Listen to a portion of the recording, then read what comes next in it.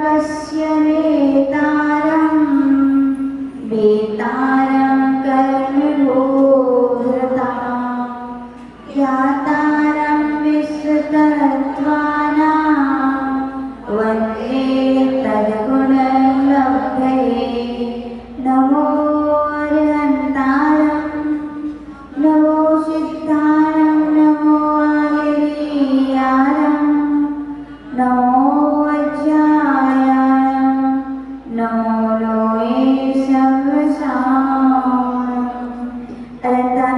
परमेश्वरी भगवान की, देवादिदेव श्री आदिनाथ भगवान की, देवादिदेव श्री महेश्वरनाथ भगवान की, परम पूज्य आचार्य शिक्षक श्री उमा स्वामी महामुनि राज की, परम पूज्य गुरु नानक गुरुदेव आचार्य शिक्षक श्री विमल सागर जी महामुनि राज की, परम पूज्य गुरु नानक गुरुदेव आचार्य शिक्षक श्री सन्मति सागर जी महामुनि राज की, परम पूज्य गुरु शिवराचार्य सूर्य रक्षाचार्य गणाचार्य गुरुदेव श्री विराट सागर जी महामुनि राज की, अहिंसामय विश्व धर्म की, उत्तम मार्ग धर्म की।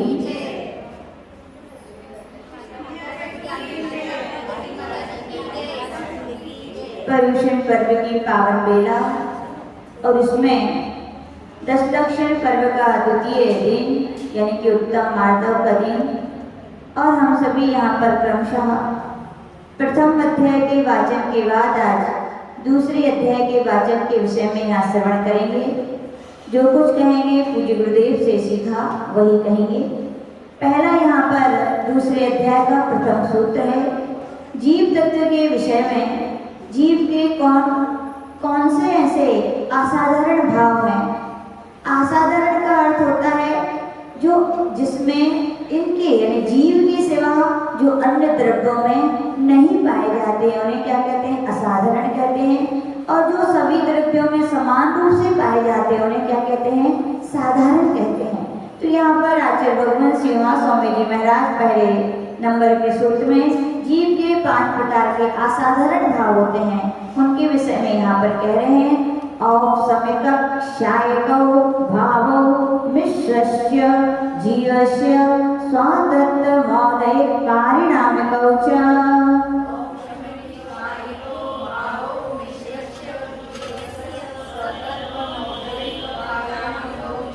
तो कहे जीवस्य यानी जीव के, स्वातत्व यानी कि असाधारण भाव क्रमशः पहला औपसमिक, दूसरा छाय भाव यानी भाव, मिश्रस्य यानी तीसरा मिश्र भाव यानी जो उपसम और छायक से मिलकर के बना है वो कौन सा है, छायोपसमिक भाव।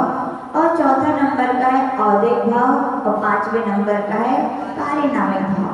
यहाँ पर आचार्य भगवान ने स्वतत्व बीच में लिखा है। कहाँ लिखा है, न्याय की भाषा में दीपक कहे जाते हैं। 3 प्रकार के दीपक होते हैं, आदि दीपक, मध्य दीपक और अंत दीपक।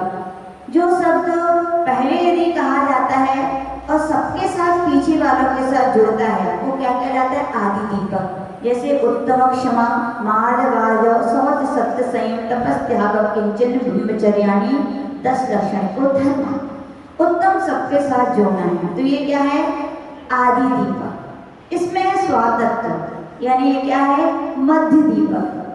आदि दीपक का अर्थ होता है कि वो पूर्णतः नहीं है, वो 10 धर्म जो हैं वो धर्म के अंग हैं, अपने आप में कोई अंग नहीं है। और मध्य दीपक का अर्थ होता है कि यहाँ पर आचार्य भगवान कह रहे हैं कि मध्य यानी कुछ पूर्ण है और कुछ अपूर्ण है। यहाँ पर जीव के जो भाव है औपसमिक भाव हैं वो जब मोक्ष होगा तो क्या हो जाएंगे, नष्ट हो जाएंगे। कौन से बचेंगे, छायक भाव यानी कि ये पूर्ण है और ये अपूर्ण है। फिर यहाँ पर आचार्य भगवान ने कहा औदयिक और पारिणामिक। औदयिक भाव भी क्या हो जाएंगे, नष्ट हो जाएंगे, लेकिन क्या बचेंगे, पारिणामिक। एक अपेक्षा ऐसी है। दूसरा आचार्य भगवान यहाँ पर कह रहे हैं कि 3 भाव जो हैं कौन कौन से, औपसमिक, छायक और क्षारोपसमिक। इनके लिए इसलिए 3 पहले कहा है स्वातंत्र के क्योंकि ये भव्यों को ही होते हैं। किसको होते हैं, भव्य जीव। सम्यक दर्शन जिसने प्राप्त किया है उसे औपसमिक, छायक और क्षारोपसमिक भाव होंगे। और अंत के 2 भाव औदरिक और पारिणामिक जो भाव है वो भव्य के भी होते हैं और अभव्य के भी होते हैं। तो दूसरा कारण यह है। और आचार्य भगवान ने कहा है कि जो प्रथम 3 भाव हैं, औपसमिक, छायक और शौसमिक, ये जीव के ही होते हैं। किसके होते हैं? जीव के। लेकिन औदारिक और पारिणामिक भाव क्या है? किसके होते हैं? जीव के भी होते हैं और पुद्गल के भी होते हैं। इस प्रकार से सूत्र में स्व तत्व को बीच में रखने के 3 कारण यहाँ पर कहे गए हैं। पहला है भाव औपसमिक भाव। कर्मों के उपसम से जो भाव होते हैं वो औपसमिक कहलाते हैं। कर्मों के क्षय से जो होते हैं वो छायक कहलाते हैं। कर्मों के क्षयोपसम से होते हैं वे क्षयोपसमिक कहलाते हैं। कर्मों के उदय से होते हैं वे औदयिक कहलाते हैं। और जिसमें उपसम, क्षय, क्षयोपसम और उदय की अपेक्षा नहीं रहती है, जो जिसका सहज स्वच्छ स्वभाव है, उसे क्या कहते हैं? पारिणामिक भाव कहते हैं। इनको समझने के लिए बहुत सरल तरीका है। एक गिलास में पानी ले लीजिए, बिल्कुल स्वच्छ, तो वो कौन सा हो गया? पारिणामिक भाव। क्यों? क्योंकि अभी उसमें न किसी अन्य पर पदार्थ का उदय है, न उपसम है, न क्षयोपसम है और न ही क्षय हुआ है, तो इसलिए वो स्वच्छ गिलास क्या हो गया? पारिणामिक भाव। उसी गिलास में बहुत सारा कचरा ले आइए, कीचड़ ले आइए और मिला दीजिए, तो क्या हो गया? वो चारों तरफ घूमेगा गिलास के अंदर, तो क्या हो गया? औदयिक भाव। क्या हो गया? औदयिक भाव। फिर अब उसको कचरे को शांत करना है तो आप उसको रख दीजिए। जब आप उसको रख देंगे तो क्या होगा? कुछ मोटे मोटे कचरा तो बैठ जाएगा, लेकिन कुछ कुछ कण भी रहेंगे। इसी को कहते हैं क्षयोपसमिक भाव। आपको और स्वच्छ जल चाहिए तो आप क्या करेंगे? एक फिटकरी का टुकड़ा लेंगे, उसमें डाल देंगे, तो क्या होगा? जो छोटे छोटे कण हैं वो भी बैठ जाएंगे। तो इसी का नाम क्या है? औपसमिक भाव। फिर नीचे कचरा बैठ गया, पानी ऊपर स्वच्छ है, पानी को अलग कर दीजिए, कचरे को अलग कर दीजिए, तो क्या हो गया? छायक भाव। इस प्रकार से सरलता से, सहजता से हम 5 भावों को यहाँ पर समझ सकते हैं। शिष्य पूछ रहा है, भगवान ये 5 भावों के क्या उत्तर भेद भी होते हैं क्या? आगे सूत्र कह रहे हैं, द्विनवाष्टादशैक विंशति त्रिभेदा यथाक्रमम्। यथाक्रमम्, जैसे पहले सूत्र में भावों का क्रम कहा है, उसी प्रकार से सूत्र में आपको भेद भी जानना चाहिए। यानी पहला औपसमिक भाव है, उसके नीचे क्या लिखेंगे? द्वि। फिर छायक भाव है, उसके नीचे लिखेंगे 9। क्षयोपसमिक भाव के नीचे लिखेंगे 18। औदयिक भाव के नीचे लिखेंगे 1 और पारिणामिक भाव के नीचे 3 लिखेंगे। तो सीधा अर्थ निकल जाता है, औपसमिक भाव के 2 भेद हैं, छायक भाव के 9 भेद हैं और यहाँ पर क्षयोपसमिक भाव के 18 भेद हैं, औदयिक भाव के 21 भेद हैं और पारिणामिक भाव के 3 भेद हैं। तो इस प्रकार से सरलता से, सहजता से बना अर्थ लगा सकते हैं। शिष्य पूछ रहे भगवान 2 प्रकार का औपसमिक भाव क्या है, कौन से होते हैं? तो कह रहे हैं संयुक्त चारित्र्य। तो औपसमिक सम्यक और औपसमिक चारित्र्य, इस प्रकार से ये 2 भेद होते हैं।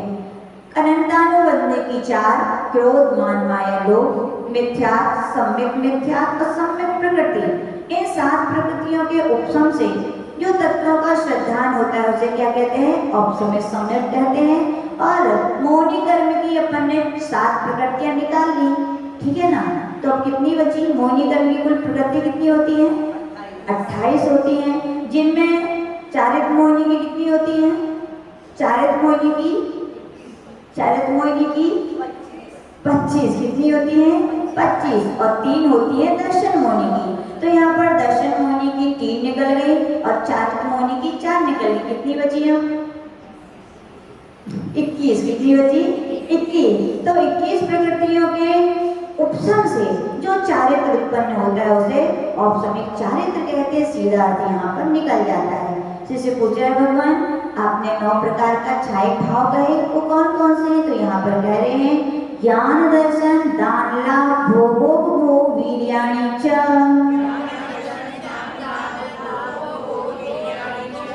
तो छायक ज्ञान, छायक दर्शन, छायक दान, छायक लाभ, छायक भोग, छायक उपभोग, तो छायक वीर, ये 7 हो गए।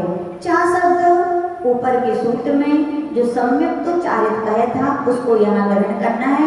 बस अंतर इतना है, वहाँ पर औपसमिक सम्यक, औपसमिक चारित्र कहा था। चूंकि यहाँ पर छायक भाव के भेद है तो क्या हो जाएगा? छायक सम्यक तो छायक चारित्र हो जाएगा। सीधा यहाँ पर आचार्य भगवान कह रहे हैं कि छायक ज्ञान यानी क्या, ज्ञानावरणी कर्म के क्षय से जो भाव उत्पन्न होता है वो क्या कहलाता है, छायिक ज्ञान। इसे अपन केवल ज्ञान भी कहते हैं। फिर है दर्शन, यानी कि दर्शनावरणी कर्म के पूर्णतः क्षय होने से जो दर्शन उत्पन्न होता है उसे क्या कहते हैं, केवल दर्शन या छायिक दर्शन। फिर दान, दान चूंकि अंतराय कर्म की प्रकृति, इसलिए दानांतराय कर्म के क्षय होने से जो भगवान के अभय दान होता है, कौन सा, अभय दान होता है। भगवान अपन लोग 4 प्रकार के दान देते हैं, कौन कौन से देते हैं आप लोग, आहार, औसत, ज्ञान और अभय। लेकिन भगवान 3 तो नहीं देते, लेकिन कौन सा देते हैं, अभय दान। अभय दान का मीन्स है उनके चरणों में, उनके समोषण में कोई भी प्राणी, चाहे जन्मजात बैल भी क्यों ना हो, सांप और न्यूला, गाय और शेर, फिर भी वहां जाकर एक साथ मित्रता से बैठ जाती है। भगवान का क्या है, अभय दान है। या फिर कहते हैं भगवान का जहाँ जहाँ समोषण जाता है 100 योजन तक सब जगह सुभिक्षता हो जाती है। ये भी क्या है, भगवान का अभय दान है। कैसे प्राप्त हुआ, तो आचार्य बताते हैं जो जिन जीवों ने ये बार बार भावना भारती की तीनों लोगों के प्राणी क्या हो जाए, सुखी हो जाए, उनका दुख दूर हो जाए, संक्लेष्टम जिसके लिए दया कहा जाता है, ऐसी दया को भाने वाले तीर्थंकर भगवान ने, तीर्थंकर प्रकृति का बंधु हो, तो उनके लिए अभय दान गुण प्राप्त हुआ। फिर कह रहे लाभ, अंतराय कर्म की पूर्णता क्षय हो जाने से क्या होता है, छायक लाभ होता है। अब भगवान के लिए किस लाभ की आवश्यकता है, तो आचार्य बताते हैं कि केवल ज्ञान होता है तो भगवान का जो औदरिक शरीर था प्रयास किसमें परिणत हो गया, परम औदारिक। लेकिन शरीर को चलाने के लिए कुछ ना कुछ तो चाहिए। भगवान यद्यपि अपने जैसा कवलाहार नहीं करते, लेकिन भगवान का न 2-3 शरीर और 6 पर्याप्ति रूप आहार है, यानी उनके शरीर को स्थिर बनाने के लिए वहाँ पर भक्तामृत स्तोत्र में पढ़ते हैं ना, यही शांत राग रुचि भी परमाणु विस्तुम, यानी भगवान के यानी कि स्वाभाविक रूप से ऐसी पुण्य वर्गनाएं, पौद्गलिक वर्गनाएं उनके शरीर को स्थायी बनाने के लिए शुभ वर्गनाएं निरंतर वो ग्रहण करते रहते। इसलिए क्या है, भगवान का छायक लाभ है।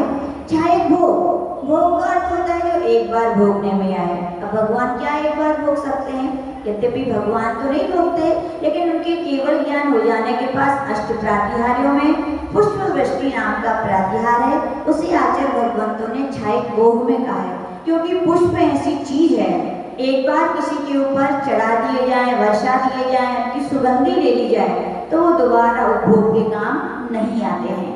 फिर छायक उपभोग, यानी कि उपभोग अंतराय कर्म के क्षय से जो गुण प्रकट होता है।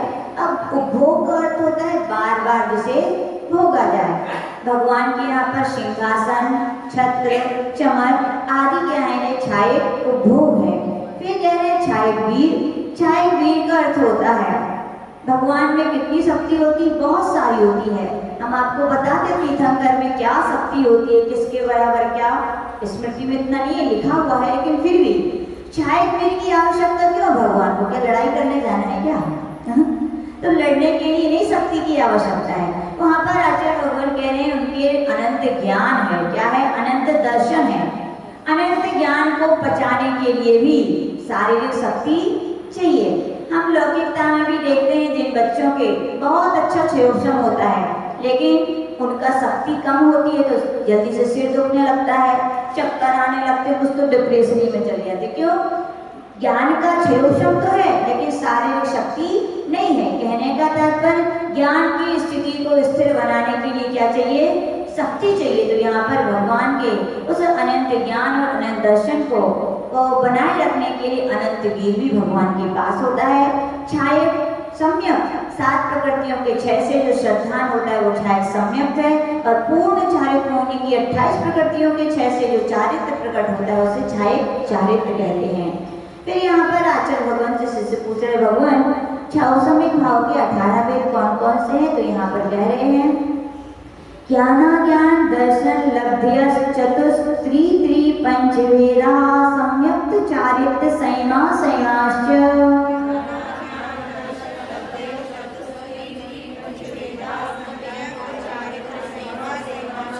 तो यहाँ पे कहते हैं चतुष, तो उसको ज्ञान के नीचे लिख लीजिए, त्रि अज्ञान के नीचे लिखिए, त्रि को दर्शन के नीचे लिखिए और लब्धि के नीचे पंच लिखिए। तो इस प्रकार से सीधा अर्थ निकल जाता है 4 प्रकार के ज्ञान। ज्ञान यद्यपि पन्ने कितने पड़े हैं? 5, लेकिन यहाँ 4 क्यों लिए? क्योंकि एक छाया ज्ञान छाया भाव में निकल चुका है, तो 4 ज्ञान। 3 अज्ञान, कौन कौन से 3 अज्ञान? कुमति, कुश्रुत, कुअवधि। 3 दर्शन, क्योंकि दर्शन कितने होते हैं? 4, तो यहाँ 3 क्यों गए? क्योंकि केवल दर्शन छाया भाव में निकल चुका है। तो 3 दर्शन कौन कौन से? चक्षु, अचक्षु, अवधि। लब्धियां 5, कौन कौन सी लब्धि 5 होती हैं? दान, लाभ, भोग, उपभोग, वीर। तो इस प्रकार से 15 भेद हो गए। कितने हो गए? 4 और 3 7, 7 और 3 10, 10 और 5 15। एक छाया समय सम्यक, दूसरा छाया समय चारित और तीसरा संयम संयम। इस प्रकार से ये क्या होते हैं? 18 प्रकार के किसके भेद है? ये छाया समय भाव के भेद अपन को जानना चाहिए। यहाँ पर शिष्य पूछ रहे भगवान औदैक भाव के 21 भेद कौन कौन से हैं? तो यहाँ पर आचार्य भगवान कह रहे हैं गति कषाय लिंग मिथ्या दर्शना ज्ञाना संहिता सिद्धलेश्या चतुस्त्रेय कई कई कई षट भेदा।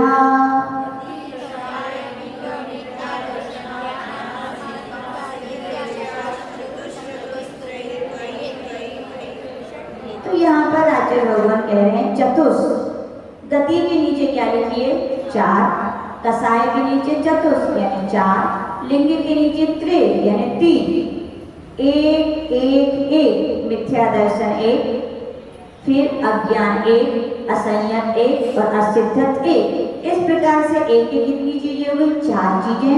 फिर लेशिया के नीचे लिखिए 6 यानी 6 प्रकार की लेशिया। टोटल करेंगे तो कितने हो जाएंगे? 4 और 4 8, 8 और 3 11, 11 और 4 15, 15 और 6 21। इस प्रकार से ये गति आप सभी जानते हैं कौन कौन सी होती हैं? गति श्रेष्ठ गति, नरक गति, देव गति, मनुष्य गति। कषाय भी, क्रोध, माया लोभ, लिंग, स्त्रीलिंग, पुरुषलिंग और नपुंसकलिंग। एक मिथ्या दर्शन, एक अज्ञान, एक असंयत और एक असिद्धत। जब तक जीव के मिथ्या कर्म का उदय रहता है उसे मिथ्या दर्शन कहते हैं।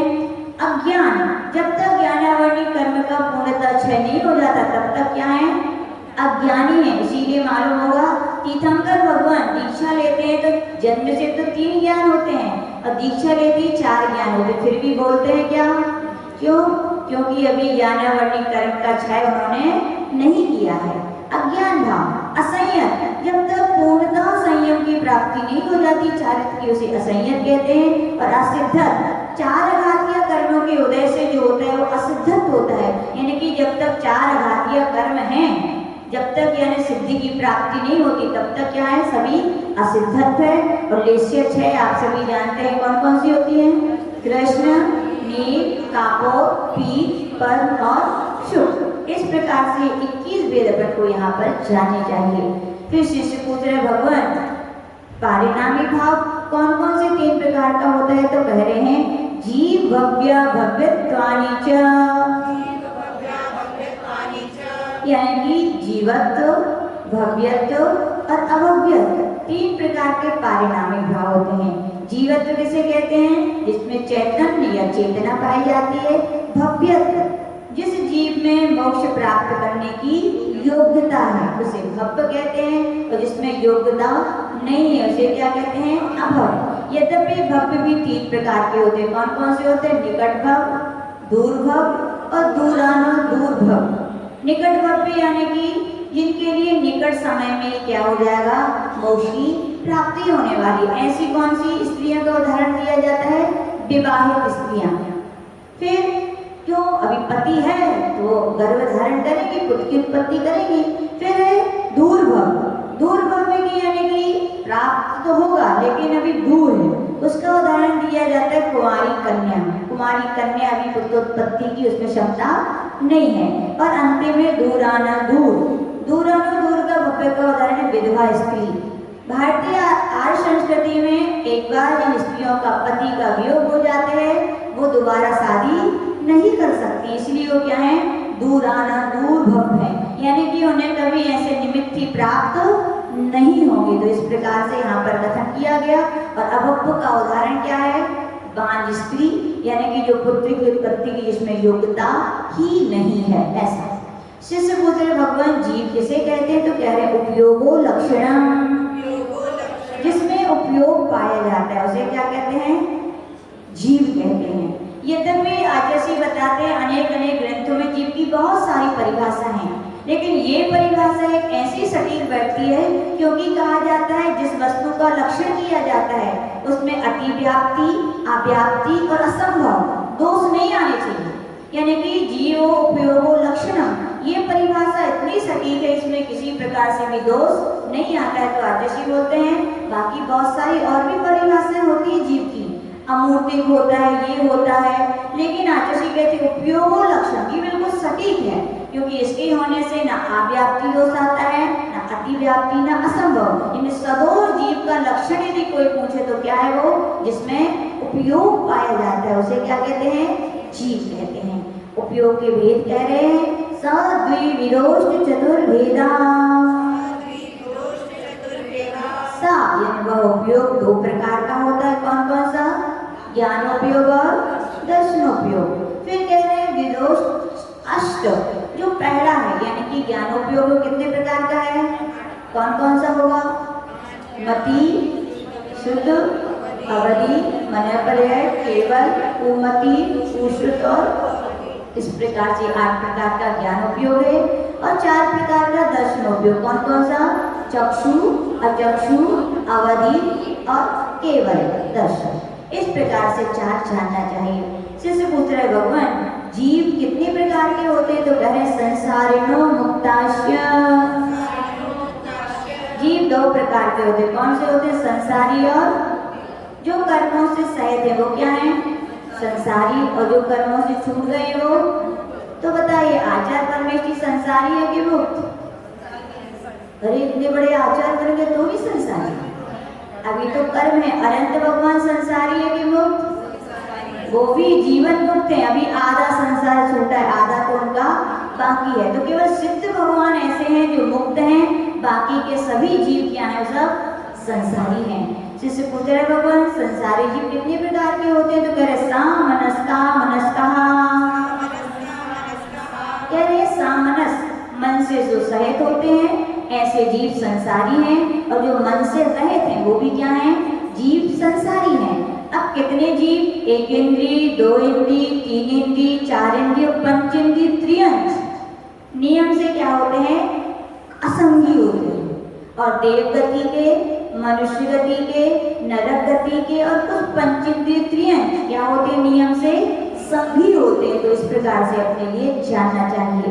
शिष्य पूछ रहे भगवान संसारी जीव क्या और भी 2 प्रकार से होते हैं, तो कह रहे संसारिणस त्रषस्थावरा,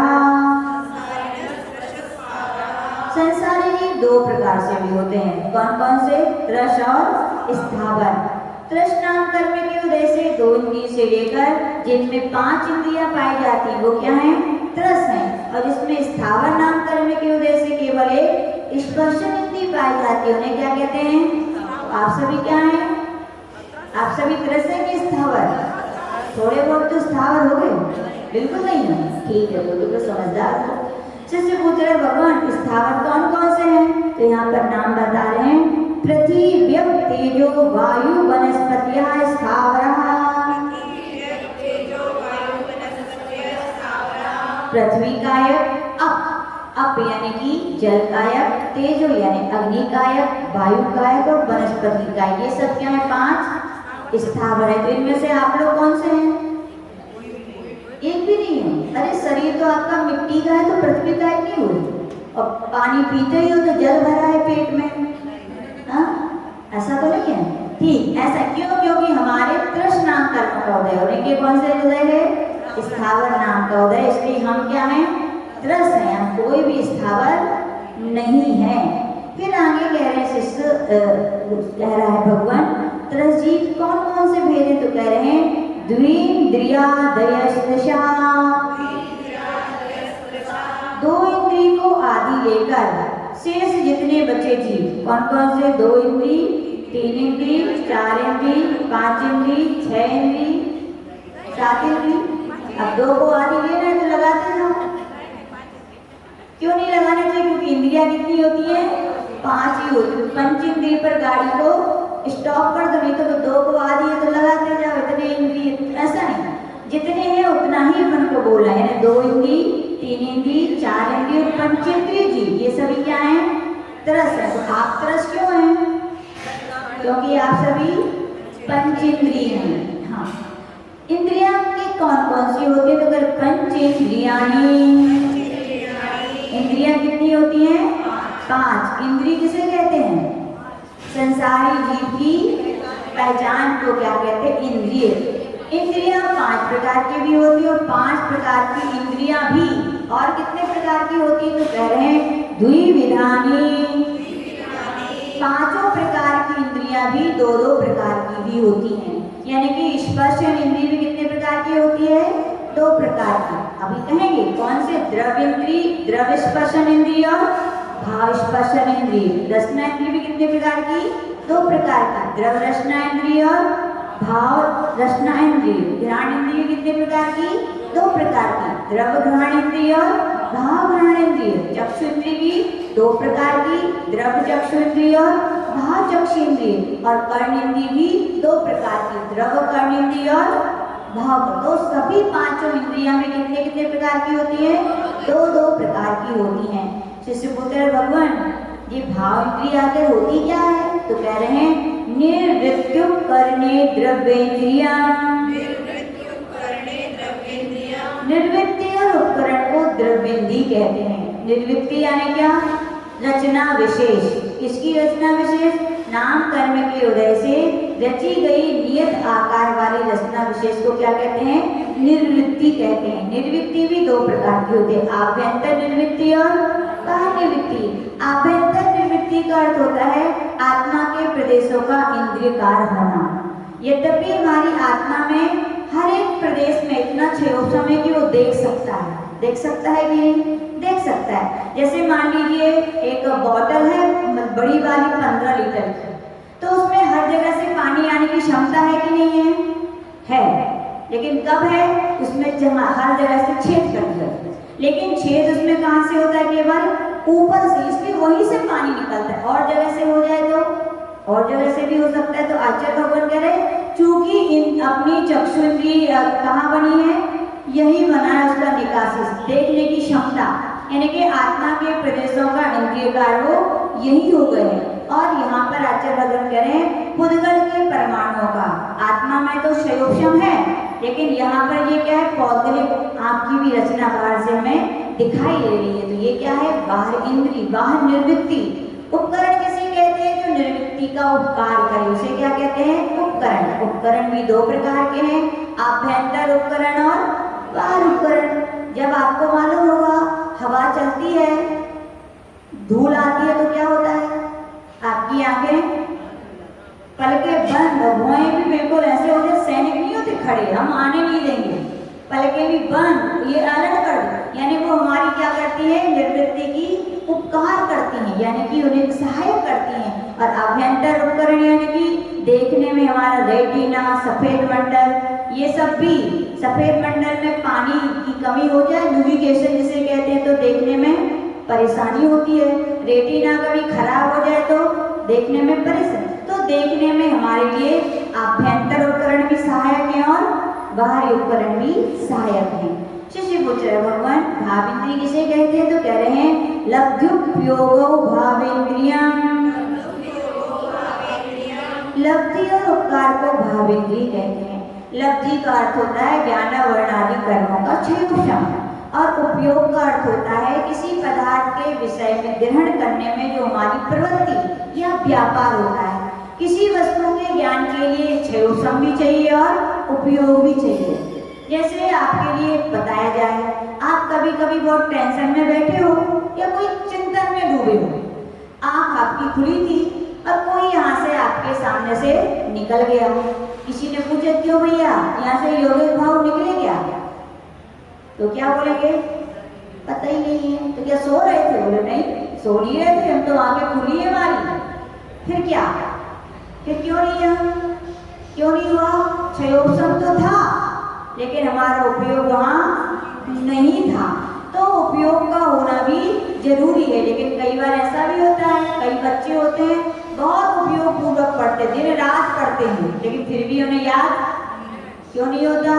क्षयोपशम नहीं है। तो किसी भी वस्तु के ग्रहण करने में, उसके ज्ञान करने में लब्धि भी चाहिए और उपयोग भी चाहिए। एक के बिना भी वस्तु का ज्ञान हमें नहीं हो सकता है। तो उसी को क्या कहते हैं? भावेंद्री कहते हैं। शिष्य पुत्र भगवान इंद्रियों के नाम तो बता दीजिए। तो कह रहे हैं स्पर्शन रसनक घ्राण चक्षु श्रोत्राणि।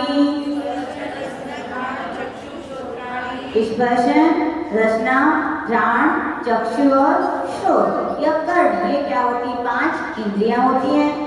ये किनको जानती है, किनको विषय करते हैं, इनकी आवश्यकता क्यों है हमारे जीवन में? तो उनके विषय बता रहे हैं। स्पर्श रस गंध वर्ण शब्दार्थ तदर्थात्। स्पर्श इंद्रिय की आवश्यकता क्यों है? 8 प्रकार के स्पर्श के ज्ञान करने के लिए।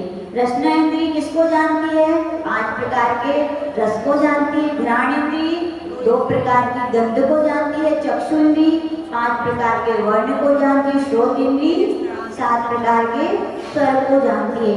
ये इंद्रियों के विषय कहलाते हैं। तो कितने हो गए ये? 27। कितने हो गए? 8 प्रकार का स्पर्श आप सभी जानते हैं कौन सा है?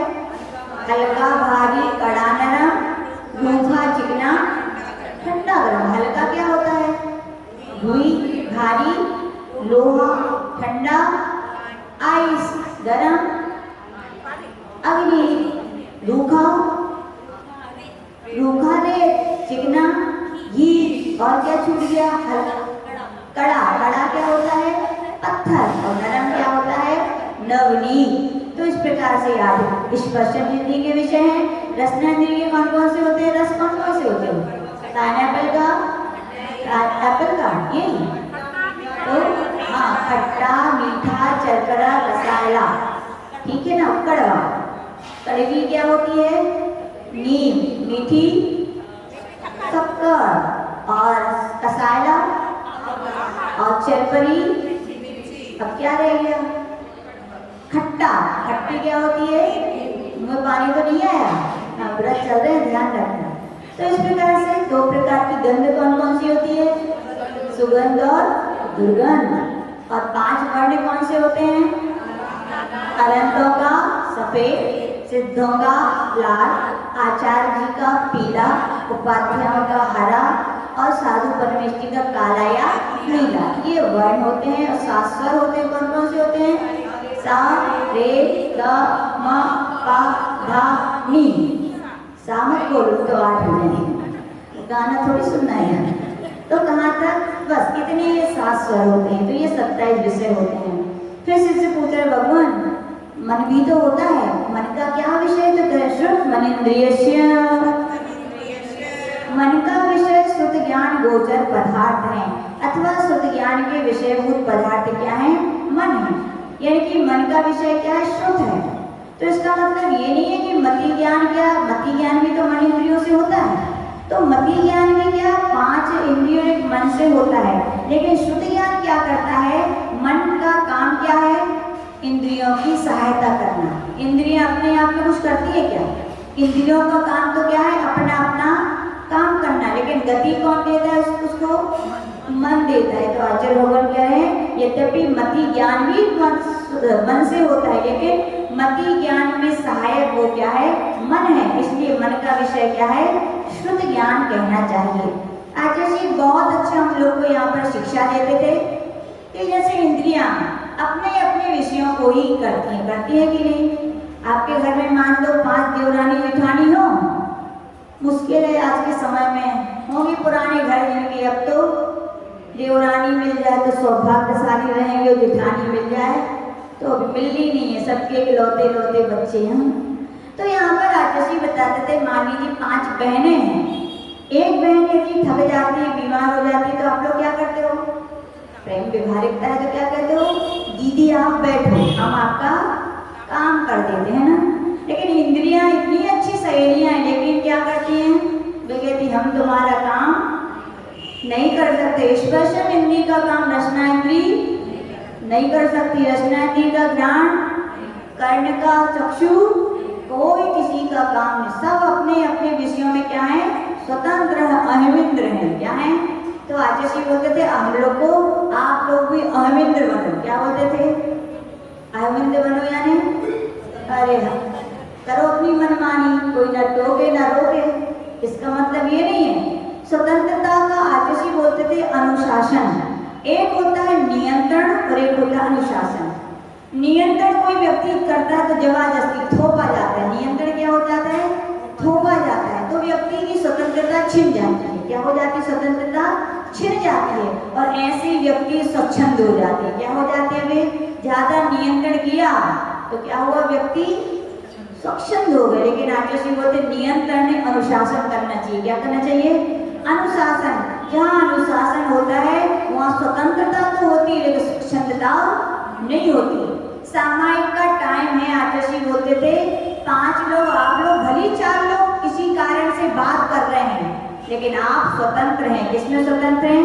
सामायिक का टाइम में आप सामायिक कीजिए। ये है स्वतंत्रता। और स्वच्छंदता, अरे कौन क्या करेगा, कर लेंगे सामायिक, अबे क्या बातें कर लेंगे, क्या हो गई? स्वच्छंदता। तो आचार्य बोलते थे अनुशासन में तो रहना चाहिए, यानी कि बोलते थे अहमिंद्र बनो, अनुशासित तो रहो लेकिन स्वच्छंद न बनो। इंद्रियों की तरह एक एक आपके अंदर ऐसा गुण आना चाहिए। जैसे स्पर्श इंद्रिय का काम क्या है? स्पर्श का ज्ञान करना, रसना का रस। ऐसे अपने अंदर भी एक एक ऐसा गुण आना चाहिए। जैसे स्पर्श का ज्ञान करना है तो स्पर्श इंद्रियों को याद किया जाता है, यदि श्रवण का काम करना है तो श्रोत इंद्रिय को याद किया जाता है। वैसे ही आपके मोक्ष मार्ग के विषय में आपके अंदर ऐसे गुण आना चाहिए, वही व्यक्ति का, स्वाध्याय का, लेखन का, कि जब लेखन के लिए याद किया जाए तो किसको याद किया जाए? आपको याद किया। इतने परफेक्ट, इसके लिए बोलते स्पेशलिस्ट होते हैं ना, हर डॉक्टर हर चीज के, आइज के, एयर के, नोज के, उनको याद किया जाता है। ऐसे कहते थे आचार्य एक एक गुण ऐसा होना चाहिए, यदि किसी उस गुण की आवश्यकता पड़े तो किसको याद किया जाए? आपको याद किया जाए। वो होते तो ये काम अच्छे से कर लेते। तो इसका नाम अहमिंद्र बनना। क्या बनना? अब आप लोग सोच रहे हो हम लोग क्या करें? सावक भी जरूरी नहीं है बहुत बड़े बड़े, हम पूजन भी करते हैं तो इतने अच्छे तरीके से चढ़ाएं कि पता ना चले चढ़ाने वाली कौन सी थाली है। यानी कि कई लोग इतने अच्छे से पूजन करते हैं कि उनकी चढ़ाने वाली भी थाली इतनी अच्छी व्यवस्थित चढ़ती कि ऐसे लगता है कि पूजन करने वाली थाली है। चावल इधर उधर ना गिराएं, अभिषेक अच्छे से करें। ये सब छोटे छोटे गुण हैं, इनमें भी आप अहमिंद्र कहला सकते। भैया अभिषेक करना सीखना है तो उनसे सीखो, पूजा करना सीखना है तो उनसे सीखो, उच्चारण सीखना है तो उनसे सीखो। ये क्या होगा? अहमिंद्र हो गए। तो एक शिक्षा मन को लेनी चाहिए। यहाँ पर शिष्य पूछ रहे भगवान स्पर्श इंद्रिय के स्वामी कौन है? तो कह रहे वनस्पतियंतानाम एकम। वनस्पति है आदि। सूत्र नंबर आप देखिएगा 13। देखिए सूत्र नंबर 13, उसमें क्या लिखा है? वनस्पति है अंत में जिसके। कौन सा सूत्र है? सूत्र नंबर 13 में क्या है? वनस्पति अंत में है। तो पहले कौन कौन से आए? पृथ्वी कायक, जल कायक, अग्नि कायक, वायु कायक। ये सभी क्या है? एकम। इनमें कितनी इंद्रिय पाई जाती है? केवल। कौन सी इंद्रिय? कोई सी भी ले लो ना, जो पसंद आ जाए। याद रखना इंद्रियां पसंद से नहीं, क्रम से ली जाती। क्या ले जाती हैं? क्रम है तो अनुशासन है कि नहीं? और क्रम नहीं है, अनुशासन नहीं है तो फिर क्या है? झगड़ा और विसंवाद। हमारे संघ की भी बहुत बड़ी विशेषता है। कोई कितने छोटा हो, बड़ा हो, ज्ञानी हो, बहुत विद्वान हो, कितना ही अच्छा हो, लेकिन उठेंगे बैठेंगे तो कैसे? क्रम से। तो क्या नहीं होते संघ में? फिर झगड़े नहीं होते, विवाद नहीं होते। पता है भैया हमसे बड़े 2 जने, जगह छोड़ के बैठो, और नहीं बैठे और आप उनके स्थान पे बैठ गए तो वे आके करेंगे उठो, फिर आपकी क्या रह गई? आप कितने ही कुछ कहो, हम तो पहले आए थे, ये थे वो थे, लेकिन आचार्य बोलेंगे यहाँ पर पहले आने की कीमत नहीं, यहाँ पर संयम की कीमत है। किसकी कीमत है? जो संयमी पहले दीक्षा हुई है, एक कितनी एक साथ 25-25 आचसी दीक्षा लेते हैं और पहले नंबर पे संस्कार हुए तो वे क्या हुए, बड़े हो गए। कीमत है उसकी 1 मिनट की भी यह है ये पहले संस्कार होने की। तो आचसी बोलते थे क्रम से इंद्रियों का ग्रहण करना चाहिए। फिर कह रहे 2 इंद्रियों के स्वामी कौन है, तो कह रहे कृमि पिपीलिका भ्रमर मनुष्यादि नामैकैक वृद्धानि। तो कह रहे एकैक वृद्धानि, पहले 1 इंद्रिय कहा था उसमें 1 की वृद्धि कर दी तो कितने हो गए 2 इंद्रिय का उदाहरण है कृमि। कृमि का अर्थ क्या होता है, जो चावल वगैरह में हो जाते हैं ना वो सब क्या है कृमि। 2 इंद्रिय जी में कौन सी इंद्रिय पाई जाएगी उसके अंदर, स्पर्शन और रसना। फिर 1 इंद्रिय और बढ़ा दीजिए, 2 से 1 ज्यादा 3 इंद्रिय कौन सी चीज, पिपीलिका। पिपीलिका यानी चींटी। इसमें कितनी कौन कौन सी इंद्रियां होंगी, स्पर्शन रसना घ्राण। 1 इंद्रिय और बढ़ा दीजिए, कितनी इंद्रिय हो गए 4। कौन सा उदाहरण है, भ्रमर। भ्रमर यानी भौरा। कौन कौन सी इंद्रियां होंगी, स्पर्शन रसना घ्राण चक्षु। 1 इंद्रिय और बढ़ा दी तो कितने हो गए 5 इंद्रिय का उदाहरण मनुष्य। मनुष्य को आदि लेकर मनुष्य गति, देव गति, नरक गति और कुछ तिर्यंच गति के भी जीव, ये सभी क्या हैं पंच इंद्रिय जीव कहे जाते हैं। शिष्य पूछ रहे भगवान समनस कौन कहलाते हैं, तो कह रहे हैं संगीना समनस्कः। जिनके मन होता है वे सभी क्या हैं संगी हैं। आप सभी क्या हो, संगी हो। क्यों हो, क्योंकि हमारे अंदर हित अहित को समझने की शक्ति है। शिष्य पूछ रहे भगवान ये तो आपने बता दिया जिनके प्राण होते हैं, मान लीजिए कोई के प्राण निकल जाए, एक शरीर को छोड़ के दूसरे शरीर में जाना पड़े तो क्या कैसे प्रक्रिया होती है, तो सूत्र कह रहे हैं विग्रहगतो कर्मयोगः। तो कह रहे हैं विग्रह गति में कर्म, यहाँ पर कर्म यानी कर्माण योग होता है। क्या होता है, कर्माण का योग। योग यद्यपि 3 प्रकार के होते हैं, कौन कौन से होते हैं, मन वचन काय। लेकिन काय योग 7 प्रकार के होते हैं। कितने प्रकार के, जिसने 24 ठाणा पढ़ा होगा उनको याद होगा। योग वैसे 15 प्रकार के होते हैं, 7 काय के, 4 मन के और 4 वचन के। तो यहाँ पर कर्मण काय योग है, क्या है, तो कौन सा है, काय योग का एक भेद है। तो आचार्य भगवान कह रहे हैं विग्रह गति का अर्थ क्या होता है, जब कोई के प्राण निकल जाते हैं तो एक शरीर को छोड़कर दूसरे शरीर को ग्रहण करने के लिए जो जीव गति करता है, गमन करता है, उसे क्या कहते हैं विग्रह गति। और विग्रह गति में क्या रहता है, केवल कर्माण का योग। कर्माण का अर्थ होता है ज्ञान वर्ण आदि 8 कर्मों के समूह को कर्मण शरीर कहते हैं। और कर्मण शरीर के द्वारा जो आत्मा के प्रदेशों में हलन चलन होता है उसे क्या कहते हैं, कर्मण का योग। तो विग्रह गति में कौन सा योग होता है, केवल, क्यों, क्योंकि शरीर तो यही रह गया। मनुष्य गति या तिरही गति के होंगे तो औदारिक शरीर भी यही रह जाएगा, और देव गति या नरक गति के होंगे तो उनका व्यक्तिगत शरीर भी यही रह जाएगा। साथ में जाएगा तो कौन सा जाएगा, कर्माणपन कहते हैं ना, सब यही रह जाएगा। लेकिन साथ में क्या जाएंगे, अच्छे बुरे और कर्म जाएंगे ना। तो यही 8 कर्मों के समूह को क्या कहते हैं, कर्म, यानी वो कर्म ही अपने साथ जाते हैं। शिष्य पूछ रहे भगवान फिर कैसी गति होगी उनकी, तो करे अनुश्रेणी गति। जीव और फुदकुलों का गमन आकाश के प्रदेशों की श्रेणी के अनुसार होता है। ग्राउंड कॉपी देखी थी आपने, ग्रीन पेज वाली, वो खंडे खंडे डब्बे बने रहते हैं, उनमें चित्र बने, सीधी रेखा बनती है या सीधी, कहीं पॉइंट से बिना पॉइंट के अपन उसमें चित्र नहीं बनते।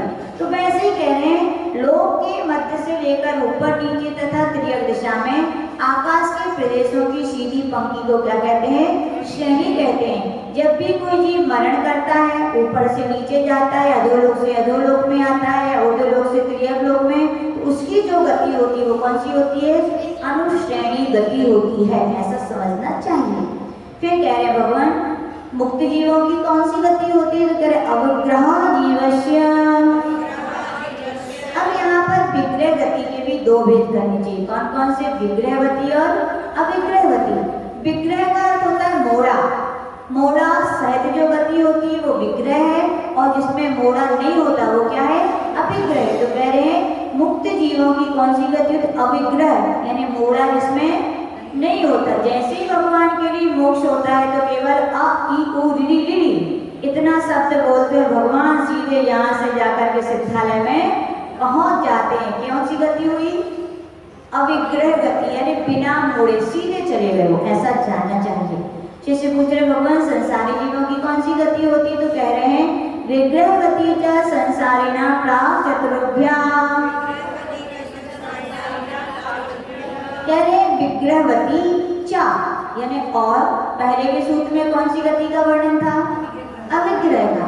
तो कह रहे संसारी जीवों की विग्रह गति भी होती है और अविग्रह गति भी होती है। प्राप्त चतुर्थ्या, यानी इसका अर्थ क्या हुआ कि चौथे 4 समय के पहले पहले तक। कितने समय के पहले तक? 4 समय के पहले तक। इसका अर्थ ये है, कई लोग बोलते हैं ना किसी का मरण हो गया है ना, किसी का कहीं मान लीजिए एक्सीडेंट हो गया जिस रास्ते में, तो लोग वहां जाते नहीं हो रहे। क्यों? क्योंकि आत्मा भटक रही होगी। तो आत्मा भटकती है क्या?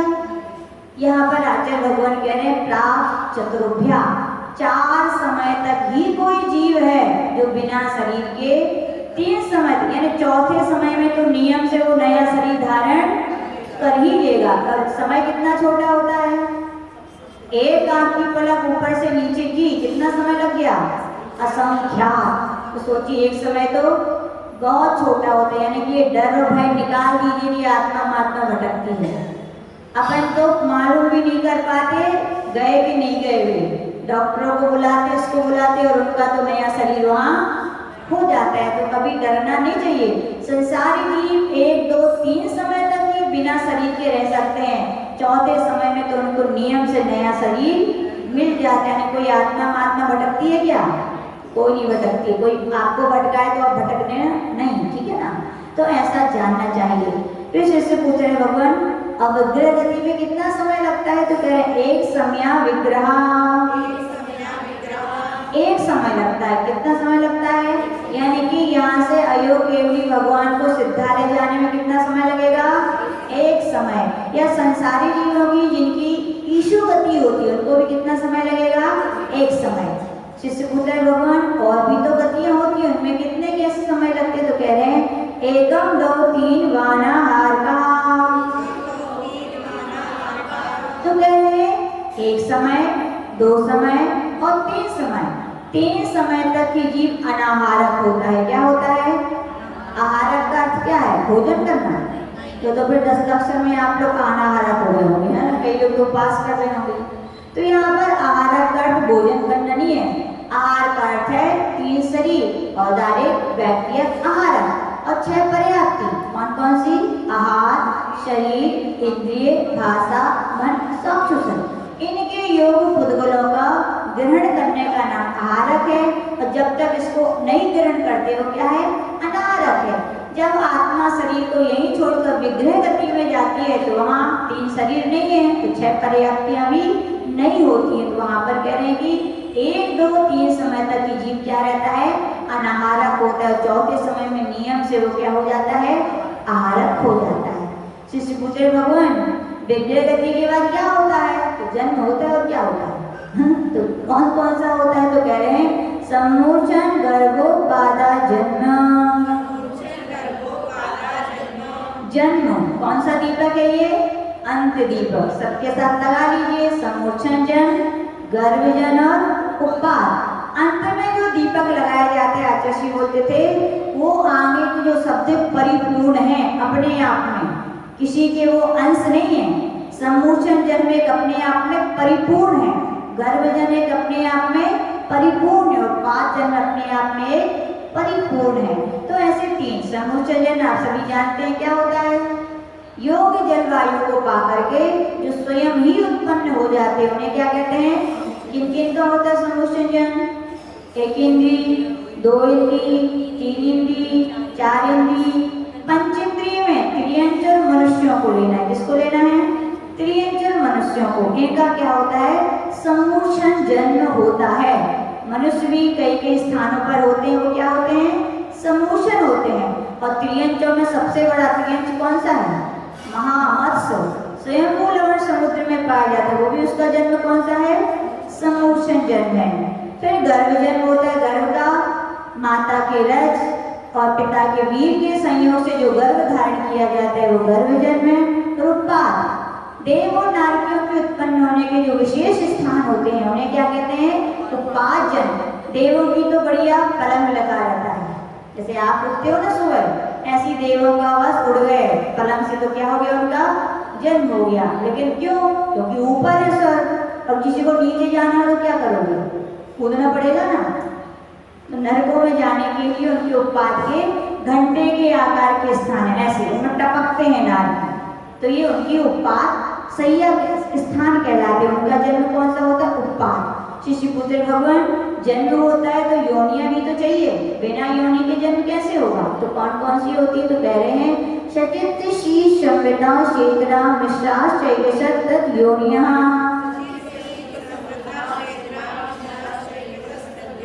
तो यहाँ पर कह रहे हैं सचित, शीत, समृद्ध, सा इतरा, इससे उल्टा कर दीजिए, अचित, उष्ण और विप्र, और फिर करें मिश्राश, यानी कि इनकी मिश्र बना दीजिए। सचित्त को अचित्त से जोड़ दीजिए, चित्त को उष्ण, शीत को उष्ण से जोड़ दीजिए, और समृद्ध को विप्र से। तो इस प्रकार कितनी योनियां हो गई? 9 प्रकार की ये योनियां होती हैं।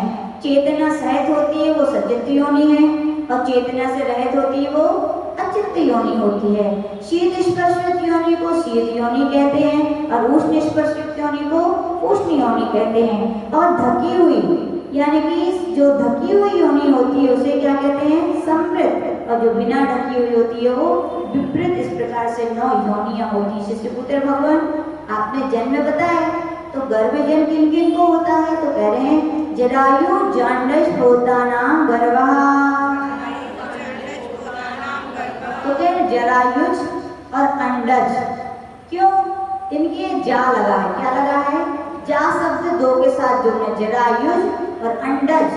जैसे बोलते हैं पंकज, नीरज, जलज, यानी कि जल से उत्पन्न हो वो जलज, पंख से उत्पन्न हो वो पंकज। ऐसे ही यहाँ लिखा है जरायुज, यानी जरा से जो उत्पन्न होते हैं उन्हें जरायुज कहते हैं, और अंडे से जो उत्पन्न होते हैं वे अंडज कहलाते हैं। फिर पोतज, पोतज भी आता है, तो पोत का जिनका जन्म होता है, पोतज जन्म किनका होता है? जिनकी वो जरा नहीं होता, तुरंत ही वो जिसको जन्म होते ही जो दौड़ने लगते हैं उन्हें क्या कहते हैं? पोत जन्म वाले कहते हैं। शिशुपुत्र भगवान उत्पाद जन्म किनका होता है? तो कह रहे देव नारकाणाम उत्पादः। देव और नारियों का कौन सा जन्म होता है? उत्पाद स्थान होते हैं उनके। फिर कह रहे समूचे जन्म किनका होता है? तो कह रहे शेषाणाम सम्मोचनम्। शेष बचे, कौन कौन से शेष बचे? जरायुज को हटा दीजिए, अंडज को हटा दीजिए, पोतज को हटा दीजिए, देव और नारियों को हटा दीजिए। तो जितने बचे वो क्या हो गए? सम्मोचन। सम्मोचन यानी 1 इंद्री, 2 इंद्री, 3 इंद्री, 4 इंद्री और 5 इंद्री, कुछ मनुष्य और कुछ त्रियंश, इन सभी का क्या होता है? सम्मोचन जन्म होता है, ऐसा जानना चाहिए। शिशुपुत्र भगवान जन्म तो हो गया, अब शरीर भी तो मिलेंगे। कौन कौन से शरीर होते हैं? तो कह रहे हैं औदारिक वैक्रियका हारक तैयश कर्मणानि शरीराणि।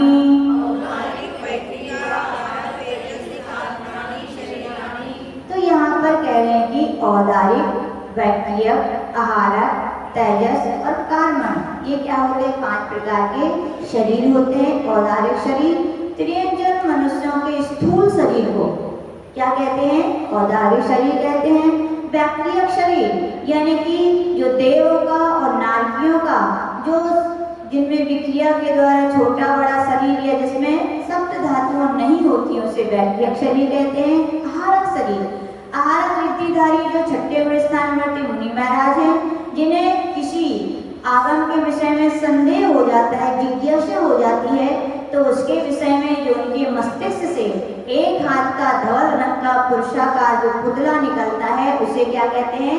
आहारक शरीर। तेजस शरीर जो 3 शरीर को कांति प्रदान करता है, वो तेज शरीर है। और कारण शरीर आपको बताया था, ज्ञानावर्णी 8 कर्मों के समूह को क्या कहते हैं? कारण शरीर। जिससे पुत्र भगवान और इनकी क्या विशेषता है? तो करे परम परम सूक्ष्म। ये शरीर एक दूसरे से क्या होते हैं? सूक्ष्म सूक्ष्म। यानी सबसे स्थूल क्या है? औदारिक शरीर। उससे सूक्ष्म क्या है? उससे सूक्ष्म क्या है? उससे सूक्ष्म क्या है? और उससे सूक्ष्म क्या है? तो इस प्रकार से ये सूक्ष्मता जाननी चाहिए। शिष्य पूछ रहा है और भी क्या कोई विशेषता होती है शरीर में? तो कह रहे हम प्रदेश तो शंके गुणम प्राप्त ऐसा।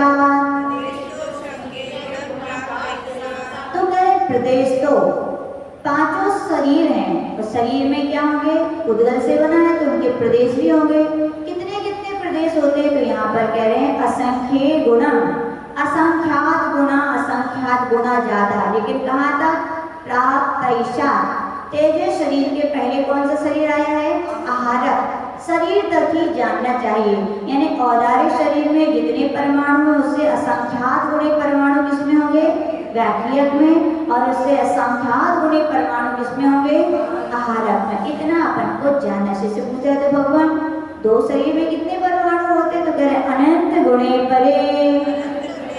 यानी कि बाकी के जो 2 शरीर हैं उनमें अनंत गुणे होते हैं। यानी कि आहारक शरीर में जितने परमाणु हैं उससे अनंत गुणे किसमें होते हैं? तेजस में। और तेजस से अनंत गुणे किसमें होते हैं? अब देखो बड़ा जादू जैसा खेल है यहाँ, है कि नहीं? कह रहे हैं एक दूसरे से सूक्ष्मता, तो आकार क्या हो रहा है सबका? सूक्ष्मता यानी कि घट रही है आकार की। और यहाँ पर प्रदेश क्या है? बढ़ रहे हैं। कैसा उदाहरण बनाया जाए? क्या बनाने चाहिए? लड्डू बनाने चाहिए, है ना? किस कौन कौन से लड्डू? 5 प्रकार के लड्डू बनाओ, बराबर बराबर मात्रा में लो, सब चीजें तौल करके। मान लीजिए सबसे पहले किसके लड्डू बनाओगे? हाँ, मक्का के बड़ी पसंद है। मक्का के लड्डू बनाए तो क्या होगा? आकार बड़ा होगा, लेकिन दाने नहीं, दाने का आकार बड़ा है। और क्या बोलते हैं? घनत्वता यानी वजन उनका क्या होगा? कम होगा, कम। फिर दूसरे लड्डू किसके बनाओगे? लाई की जो दीपावली पे आती है ना, उसके लड्डू बनाओ। तो जितने लड्डुओं की संख्या उतनी लीजिए जितनी मक्का में थी। तो क्या होगा? नहीं, उतनी नहीं लेनी, सॉरी, मतलब आकार उतने लेना है। तो उसमें क्या होगा? घनत्व बना तो कम होगा, लेकिन दाने किसमें होंगे ज्यादा? मक्के में कि इसमें? लाई में ज्यादा होंगे। फिर तीसरा लड्डू किसका बनाओगे? बूंदी का। तो बूंदी के लड्डू में दाने क्या हो गए? ज्यादा है, लेकिन घनत्व क्या हो जाएगा? आकार उससे छोटा होगा। फिर किसका लड्डू बनाओगे? राजगीर का। तो क्या होगा? दाने की संख्या ज्यादा होगी, लेकिन आकार उससे कम हो जाएगा। लास्ट में किसका लड्डू बनाओगे? भूरे का या बेसन का। तो क्या होगा? दाने तो बहुत सारे होंगे, लेकिन आकार उससे छोटा छोटा होता जाएगा। तो इस प्रकार से मन को जानना चाहिए। शरीर में आकार की अपेक्षा तो एक दूसरे से क्या है? वो सूक्ष्म है, लेकिन प्रदेशों की अपेक्षा से एक दूसरे से अधिक जानने चाहिए। जैसे पूछ रहे भगवान, इनकी जो आपने तेजस कारण शरीर कहे, अनंत गुण जिनके प्रदेश हैं, तो उनकी क्या और भी विशेषताएं होती है? तो कह रहे अप्रतिघाते। यानी कि तेजस और कारण शरीर प्रतिघात से रहित होते हैं, ना किसी को रोकते हैं और ना किसी से रुकते हैं। यानी कि आत्मा जब निकलती है तो कई साइंटिस्ट लोगों ने बहुत सारे रिसर्च किए, पता तो चले कैसे आत्मा निकल गई। यद्यपि आत्मा तो अमूर्ति की है, लेकिन फिर भी कर्म की अपेक्षा से पौध गलेंगे तो कुछ होना चाहिए। तो बोले नहीं, कारण शरीर है वो क्या है? आचार्य भगवान कह रहे अप्रतिघाती, प्रतिघात से रहित है, ना किसी से रुकता है ना किसी को रोकता है। बड़े बड़े साइंटिस्ट लोगों ने रिसर्च किए, कोई व्यक्ति पता चल गया उनके लिए कि मरने वाला है, तो उन्होंने एयर टाइट डब्बे में रख दिया कि पता चले कहाँ से निकला। क्या हुआ? व्यक्ति तो निकल गया, लेकिन उसमें कुछ फर्क आया क्या? क्यों नहीं आया? अप्रतिघाते, क्योंकि किसी से न रुकता है ना किसी को रोकता है। फिर कह रहे इनका कब कब से संबंधित? तो कह रहे अनादि संबंधे चा। इनका क्या है, दोनों का अनादिकाल से संबंध है। किनके साथ है तो करे सर्वस्य, सब संसारी जीवों के साथ। किसके साथ है? मुक्तों के साथ हो जाएगा क्या? क्यों नहीं होगा? क्योंकि मुक्तों का शरीर ही नहीं होता है। अब शिष्य पूछ रहे भगवान एक साथ कितने शरीर हो सकते हैं? तो कह रहे हैं तदा दीनी भाज्यानि युगपदे कस्मिन्ना चतुर्भ्याम्।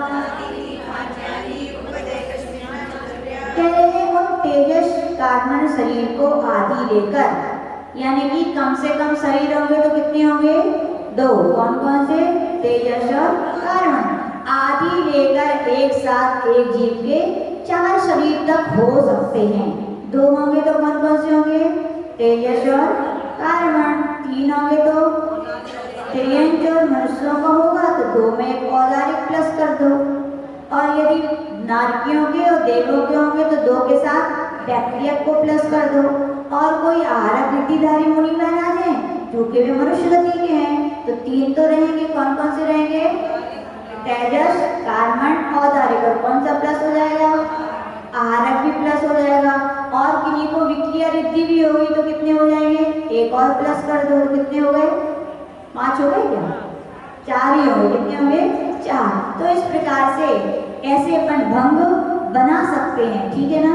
तो ऐसे अपन को जानना चाहिए। इसके अलावा किसी को 5 शरीर हो सकते हैं क्या? नहीं हो सकते हैं। शिष्य पूछ रहे भगवान कार्बन शरीर की क्या विशेषता है? तो कह रहे निरुपभोगमन्त्यम, अंत्यम, अंत का शरीर। कौन सा अंत का शरीर? कार्बन शरीर है वो निरुपभोग होता है। उपभोग का अर्थ होता है 3 शरीर और 6 पर्याप्तियों के, यानी उपभोग का अर्थ होता है 5 इंद्रियों के विषयों को ग्रहण करना। अब कार्बन शरीर कहाँ होता है? विक्रय गति में। वहाँ इंद्रियां होती है क्या? इंद्रियां तो होती नहीं है, तो 5 इंद्रियों के विषयों को ग्रहण करेगा? नहीं करेगा। इसलिए वो उपभोग से रहित है, निरुपभोग है, ऐसा जानना चाहिए। औदारिक शरीर किसको होता है? तो कह रहे गर्भ सम्मोचन माध्यम, आद्यम, आदि का शरीर। यानी कौन सा शरीर? पहले नंबर का शरीर कौन सा? औदारिक शरीर। किनको होता है?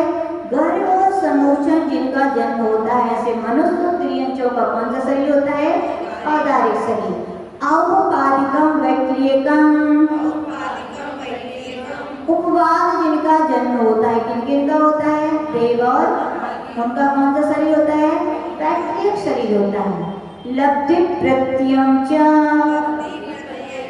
जो वैक्रियक शरीर होता है वो लब्धि प्रत्यय भी होता है। यानी विशेष तपस्या जिन मुनि महाराज करते हैं उनके लिए भी क्या होता है? वैक्रियक रिद्धि से वो शरीर बना सकते। किसने बनाया था? विष्णु कुमार मुनि महाराज का उदाहरण आता है। फिर कह रहे हैं और कौन सा शरीर है जो विक्रिया लब्धि से होता है? तो कह रहे तेजस्मपि, तेजस शरीर भी रिद्धि निमित्तिक होता है। यानी कि 2 प्रकार का तेजस शरीर होता है। कौन कौन सा होता है? शुभ तेजस और अशुभ तेजस। यानी कि अशुभ तेजस का उदाहरण आता है। किसका आता है? धूलपायन मुनि महाराज। और एक और आता है दंडक वन की कहानी जिसने सुनी हो, बाहु मुनिराज। कौन से?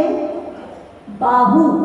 दंडक जो जटायु की उसका पूर्व पढ़ो पूरा, तो दंडक राजा था। उसने भी वो मुनि महाराजों के ऊपर 500 भेंट किया होते घानी में पिलवाया था। तो तब का बाहु मुनि महाराज को भी रिद्धि थी तेजस, तो उन्होंने भी उस पूरे वन को क्या किया था? जला दिया। तो अंत में क्या हुआ था? वो भी समाप्त हो गए थे। तो कौन सी रिद्धि है वो? अशुभ तेजस। अशुभ तेजस भी होती है, लेकिन शास्त्रों में उदाहरण हमें तो पढ़ने नहीं आया, यदि आप लोग को आया हो तो। यानी कि वो मुनि महाराज का पुत्र निकलता है जहाँ दुर्भिक्ष बाधाएं रहती है, उसको क्या कर देते हैं? दूर कर देते हैं। तो तेजस शरीर भी होता है। आहारक शरीर के स्वामी लक्षण क्या है? तो कह रहे हैं शुभम शुभम विशुद्ध मव्याघाती चाहारकम प्रमत्त संहितस्यैव।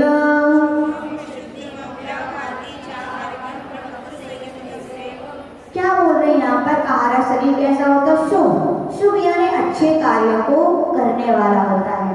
विशुद्ध होता है यानी विशुद्ध कार्य के कर्म का कार्य करता है। अव्याघाती यानी व्याघात से रहे। कोई पहाड़ आ जाए तो रुकेगा क्या? नहीं रुकेगा, उसमें व्याघात नहीं होता है, निकल जाएगा। फिर छठे गुण स्थान वर्ती मुनि महाराजों को ही होता है। क्यों छठे गुण स्थान का? क्योंकि छठे गुण स्थान के बाद सातवें गुण स्थान में तो ध्यान की दशा है। यद्यपि सातवें गुण स्थान वगैरह में भी छठवें सातवें में होता है, लेकिन उपयोग कब करेंगे मुनि महाराज? ध्यान से उनको आकर के छठवें गुण स्थान में आना पड़ेगा। इसलिए यहाँ पर कहा गया प्रमत्त गुण स्थान में ही उन मुनि महाराजों के आहारक पुतला निकलता है। फिर कह रहे हैं कि वेद कौन कौन से होते हैं? तो कह रहे हैं नारक सम्मोचनो नपुंसकानी, नारकी जी और सम्मोचन। सम्मोचन जीव यानी एक इंद्री, दो इंद्री, तीन इंद्री, चार इंद्री और पंचम जीव त्रियंच और मनुष्य, जिनका सम्मोचन जन्म होता है वे सब क्या हैं? नपुंसक हैं। चीटा चीटी स्त्रीलिंग पुल्लिंग है क्या? एक चीटा एक चीटी है। तो याद रखना, कितने यार कुछ भी कहो, मच्छर मक्खी कोई भी कितने भी जोड़ा बना लो, एक इंद्री, दो इंद्री, तीन इंद्री, चार इंद्री, कुछ कुछ सम्मोचन पंचेंद्रियों के, उनमें स्त्री वेद पुरुष वेद नहीं होता है। ये सभी क्या होते हैं? नियम से नपुंसक होते हैं। फिर कह रहे शिष्य पूछे भगवान देवों के कौन सा वेद है? ना देवा। अर्थ करो क्या होगा? देव नहीं होते हैं। हाँ ऐसे ही याद रखना, सूत्र अनुवृत्ति से अर्थ किया जाता है। अनुवृत्ति का अर्थ होता है पहले क्या प्रकरण चल रहा है, प्रकरण को आप नहीं जानोगे और यूं ही अर्थ करोगे, कितने भी बड़े आप व्याकरणाचार्य हो, बहुत बड़े आप तत्व के वेत्ता हो, मूर्ख बुद्धू कहलाओगे। क्या कहलाओगे? क्यों? क्योंकि आपने बिना प्रकरण को देखे ही अर्थ कर दिया। अर्थ क्या कर दिया आपने? अनर्थ कर दिया कि देव नहीं होते। साक्षात तो लोगों को दिखते आते हैं कि नहीं? बोलो देव देखेंगे नहीं किसी को? किस किस ने देखे देव होते हैं? किसी ने अनुभव नहीं किया? अरे हम लोग ने तो कई बार अनुभव कर लिया, देव होते हैं। कैसे होते हैं पूछो? अब आंखों से नहीं देखे क्योंकि उनके शरीर सूक्ष्म होता है, वे दिखाना चाहें तो ही दिख सकते हैं, लेकिन उनका होते हैं ये अनुभव करके देख लिया। हम लोग दीदी थे गया में, तो क्या हुआ, एक दीदी को कफ आया, वहाँ पे बहुत पुराना एक पेड़ लगा था, तुमने जल्दी जल्दी में गई और उस पेड़ पर थूका नहीं। अरे एक घड़ो चाटा बढ़िया, चारों तरफ देखा कोई नहीं था, इसने लगाया, इसने लगाया। देव जो वहाँ पर रहते हैं बहुत सारे, हम लोग ने उदाहरण, एक बार हम लोग गुरसराय गए थे, वहाँ एक अंकल हैं, उनको क्षेत्रपाल बाबा आते थे, बस थी कहीं कोई ऐसा बात नहीं, देव हैं। यदि कह दो ना देवा तो आपने तो अर्थ का अनर्थ कर दिया। तो सूत्र जब भी अर्थ करें तो कैसे करनी चाहिए? अनुवृत्ति से। प्रकरण क्या चल रहा है इसको अच्छी तरह जान लें। एक बार पूज्य आचार्य जी सुनाते हैं, एक बड़े विद्वान आए, उनके लिए कारण में पढ़ाने के लिए संस्कृत के, तो बड़े आचार्य जी बोले पहले परीक्षा तो कर लें, कैसे पढ़ाएंगे, कैसे विद्वान है। तो बड़े आचार्य जी ने महावीर अष्टक खोला और उनके लिए दे दिया, करो अर्थ। तो उन्होंने बस पूरा उन्हें हनुमान जी के ऊपर घटित कर दिया, बोले बेबी महावीर थे पूरा। तो आचार्य जी बोले पंडित जी कल से आपको आने की जरूरत नहीं है, जब आप अर्थ को अनर्थ कर रहे हो। प्रकरण तो देखो किसका है, कहीं का कहीं इनका रोड़ा। आचार्य जी बोलते युक्ति भी लगे तो आगम के अनुसार होनी चाहिए। आगम सिद्धांत से यदि हटकर युक्ति लगाई है आपने तो आपकी वो युक्ति नहीं है, आगमानुसारो युक्ति। ये धवला ग्रंथ का सूत्र है। पूजा आचार्य जी हम लोग को बार बार सुनाते थे कि जब भी युक्ति तर्क करें तो कैसा करें? आगम की बात आपकी घटित होनी चाहिए। आगम सिद्धांत यदि हट रहा है आपकी युक्ति से तो अपनी युक्ति को हटा देना चाहिए। तो ना देवा, देव नपुंसक नहीं होते। क्या नहीं होते? यानी कि कौन कौन से होते हैं? वो पुरुषलिंग और स्त्रीलिंग वाले होते हैं। से शास्त्री वेदा, अब नरक गति निकल गई, देव गति निकल गई, सम्मोचन निकल गए, तो कौन से बचे अब? गर्भज, अंडज, पोतज, मनुष्य और त्रियंच बचे। तो उनके कितने वेद होते हैं? 3 वेद। कौन कौन से? स्त्री वेद, पुरुष वेद।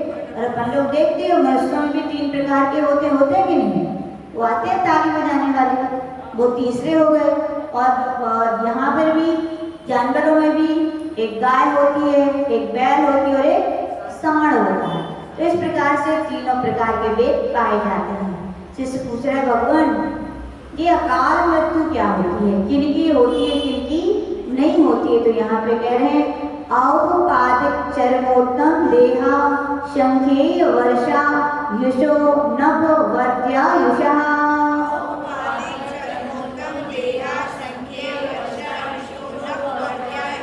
तो कह रहे हैं अनपवर्त क्या की आयु, अनपवर्त का होता है अकाल मरण।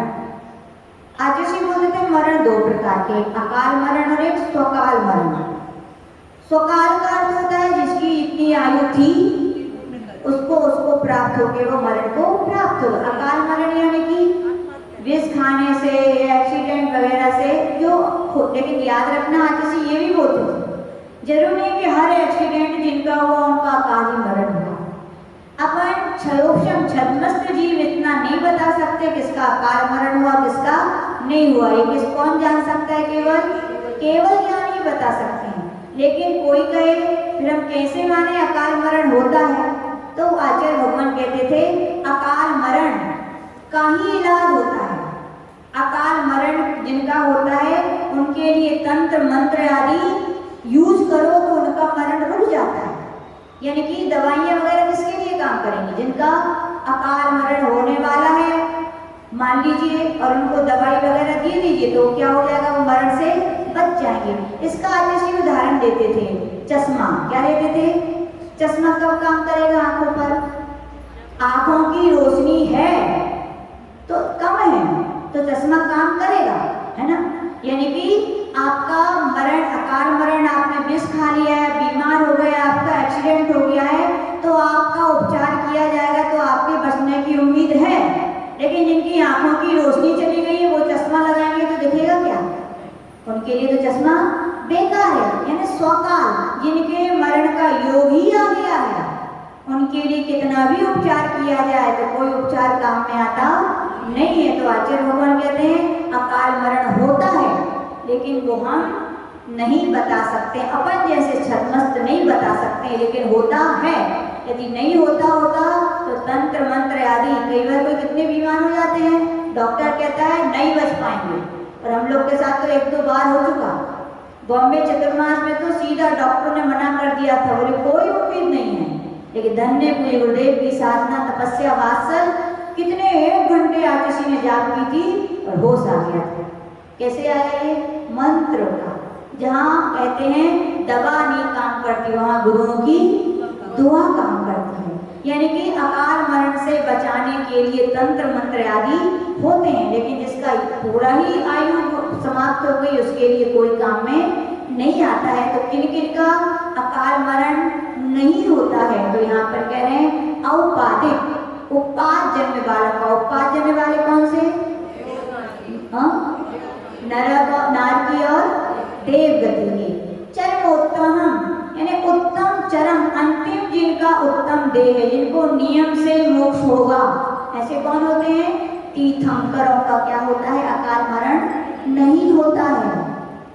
फिर कह रहे असंख्य वर्षा युषो यानी असंख्यात वर्ष की जिनकी आयु होती, किनकी होती है, भोग भूमि के जीवों की। ऐसे जीवों का अकाल मरण नहीं होता है, लेकिन शेष जीवों का अकाल मरण होता है। इसका एक ये भी नियम है, जिन्होंने अगली आयु का बंद कर लिया है उनका अकाल मरण नहीं होता। बद्धायुष्क का अकाल मरण नहीं होता। अबद्धायुष्क जिनने आयु का बंद नहीं किया है उनके ही क्या होता है, अकाल मरण होता है। ऐसा आप बताइए, सैनिक राजा का अकाल मरण था कि नहीं था? क्या कहो? अब क्या बता सकते, पर लोग इतनी आयु थी, पूरी भोग के गए हैं तो अकाल मरण नहीं है, स्वकाल है। और आयु थी और फिर भी उसके पहले ही वो खत्म हो गए तो उनका क्या कहेगा, अकाल मरण। अब कोई कहे कि भैया 100 वर्ष की आयु थी किसी की, ठीक है ना, और 50 वर्ष में मान लो उनका अकाल मरण हो गया तो क्या होगा, उनकी आत्मा क्या भटकेगी? क्या होगा? उसका उदाहरण मटके का लेते हैं। आज क्या बोलते हैं, जैसे एक मटका है उसमें एक छेद है और वो छेद से पानी मान लीजिए 24 घंटे में खत्म होता है, ठीक है ना। और मान लीजिए किसी बच्चे ने धोखे से पत्थर मार दिया तो क्या हो गया, फूट गया, तो क्या हुआ, पानी लटका रहेगा कि एक एक बूंदी टपकेगा क्या।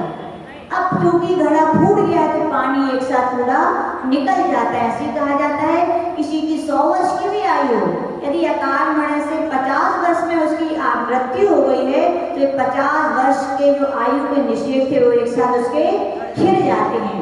ऐसा नहीं है कि 50 वर्ष तो कहते हैं ना भैया अकाल मरण होगा, वो ये छोटी उम्र में चले गए, अब तो ये भूत बन के बोले उनकी आत्मा भटकती रही।